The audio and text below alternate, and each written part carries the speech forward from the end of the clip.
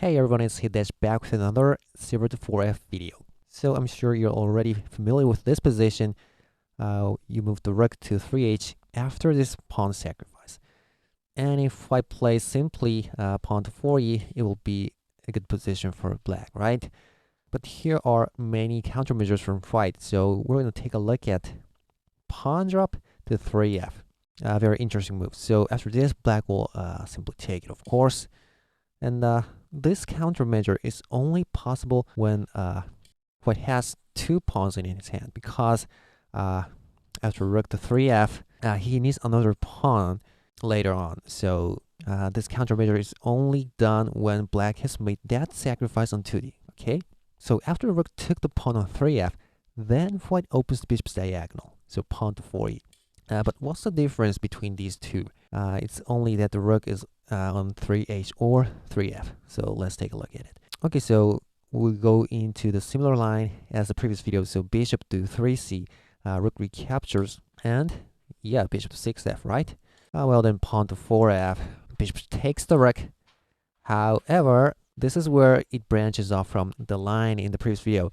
If he takes it with the knight, it's going to be the same thing, but he doesn't. Actually, he doesn't take the horse and moves the silver to 4e, attacking the rook. Wow. This is why he has forced black to move his rook to 3f. It's attacking the rook now. So actually now the rook can run to 3e, attacking back at the silver. But then he takes the horse with the knight, and amazingly, the knight is protecting the silver. So he managed to save the silver with that pawn sack on 3f. Very cool. So after this, black will take the knight with the rook and promote. But the silver can even go ahead to 5f. And this is a big move. It's threatening this square. And also, yeah, bishop drop to 5e anytime. So actually this position is good for white. So that's the concept of that pawn sack on 3f. So what should black do here? Is black in trouble then? Well, not yet. The story doesn't end here, because once again, there's another countermeasure for black against it. And that is, at this position, instead of bishop drop to 6f, this time you can play silver to 5g. Well, but didn't we learn in the previous video that this move is not going to work because this silver move to 4c? Well, but actually this time there's difference. Yet the difference is now it's black that has two pawns in his hand. So let's see what difference it makes. Okay, black goes for the rook trade, knight recaptures, and as we've seen in the previous video, pawn drop to 3d, silver takes it, and rook drop to 3a. Yeah, and the silver goes back to 4c, right? But look at black's piece stand. Another pawn is there, so pawn drop to 3d again, and this is obviously good for black. If he takes it, then black can take the knight, attacking the silver. So, what a great Shogi theories.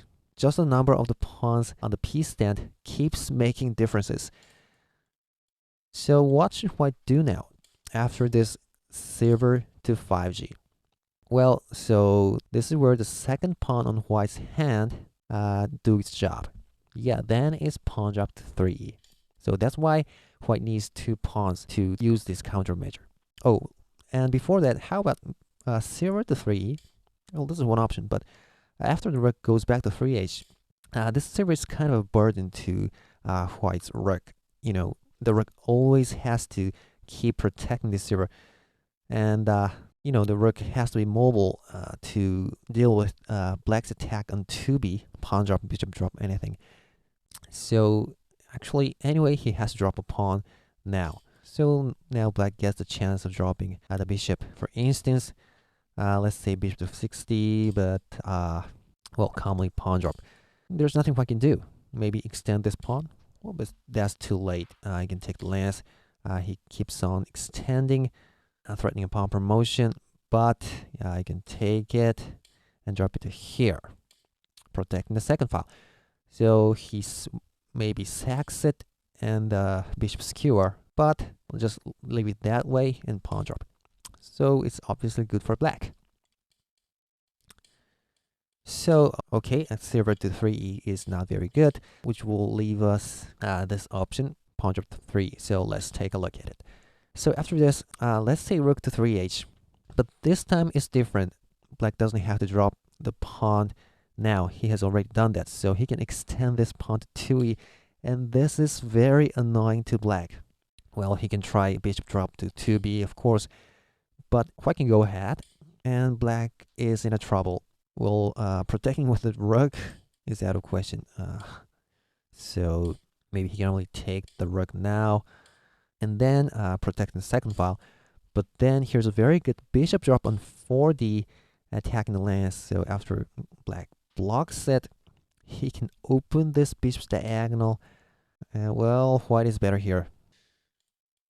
So actually,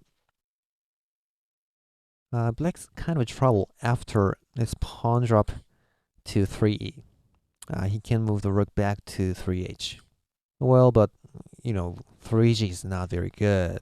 Bishop drop to 2h maybe. So it seems he's in trouble, but actually black can move it to 3i. Well, this is kind of interesting because you can easily see that there's going to be this bishop fork. So normally you won't move the rook to here. But the thing is, losing this rook for a bishop is okay for black because after the silver recaptures, well, it's not much of a threat. You know, there's no effective rook drop on black's camp. So that's why black can move the rook to 3i. So, you know, after bishop to 2h, black can ignore that and drop your piece to 2b. Well, one option is pawn drop. So he'll take the lance, and you take the knight, and you threaten another bishop drop to 2b. So it may be good for black. And how about bishop drop? Well, it's also good for black too. Why don't we see some examples here? So he takes the lance. You take the lance. Maybe lance drop. Let's drop a pawn here. Okay, lance promotes, rook runs, and pawn to 3f. Pretty powerful, but pawn promotion attack in the rook. Let's say rook runs to 5c. Well, to knight drop, rook runs, lance drop, rook runs, but then promoted pawn goes back, rook runs. Well, what are we going to do here? Well, black has a very good tactic. Promoted pawn sack. Oh, the rook can't run, so he takes it, and then pawn drop. Has to go back, and horse attacks it, and promotion. So this is good for black. So that's the consequence after bishop drop to 2h. Here. No, here. After rook to 3i. So actually, white can drop the bishop to 2h. Black's attack on 2b square is more powerful than that. So actually, the Josephson move here is this. Rook to 3b, protecting that square. Oh, or there's another one, that is bishop drop to 2b, occupying that square. Well, these two options sometimes converge to a same position later. One example is bishop drop here, and if the rook goes there, the Josephson move is this very interesting pawn drop. Or if the rook goes back, yeah, it's similar to rook to 3b line. What I mean is rook to 3b like that. Well, rather than bishop to 2b, rook to 3b is more common. The options after this is one is pawn drop. That is pretty interesting, like that. Or more commonly, bishop drop. And if bishop to 2b, yeah, it's the same position we've seen earlier.